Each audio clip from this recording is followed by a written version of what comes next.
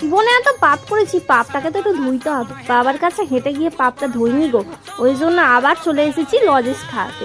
ভেবো না আমি একা পাপী, আমার সাথে যারা আছে সবাই পাপী, তাই একটু পুণ্য কামাতেই এসেছে।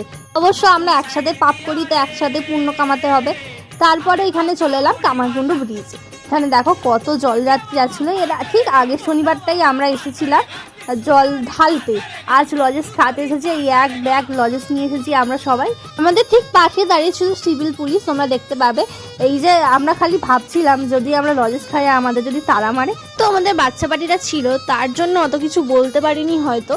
আর এখানে সূচনাদি রান্না করেছিল ম্যাগি, এগুলো বাচ্চাদের জন্য আনা হয়েছিল, আমি খেয়ে নিয়েছি। ম্যাগি খাওয়ার পরেও একটা ভান্ডারাতে খিচুড়ি লুচি এইসব খাওয়াচ্ছিল, তো এগুলো খেয়েছি। আমরা কি পূর্ণ করতে যাবো, আমরা তো আবারও পাপ করে চলে এলাম সবাই মিলে। শুধু একমাত্র বিশালদা, তানুদা আর সুস্মিতা দি খায়নি। তারপরে স্টেশনের দিকে রওনা দিলাম, সবাই বললো হর হর মহাদেব।